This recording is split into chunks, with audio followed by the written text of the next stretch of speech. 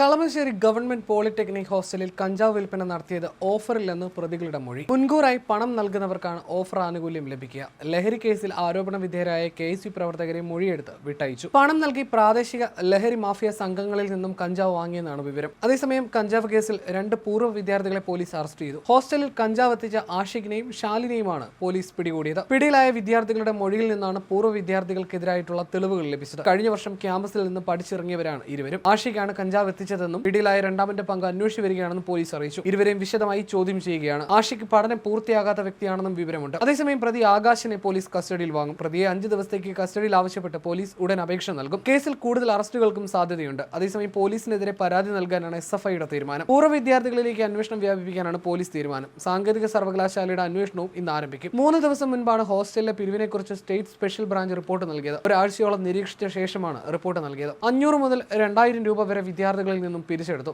ആകാശിന്റെ phone പരിശോധിക്കാനാണ് police തീരുമാനം. Bank ഇടപാടുകളും പരിശോധിക്കും. കേസിൽ ആകാശിനെ ഉടൻ കസ്റ്റഡിയിൽ വാങ്ങും. ആകാശിന്റെ മുറിയിൽ താമസിച്ചിരുന്നവരെ കേന്ദ്രീകരിച്ചും അന്വേഷണം നടത്തും.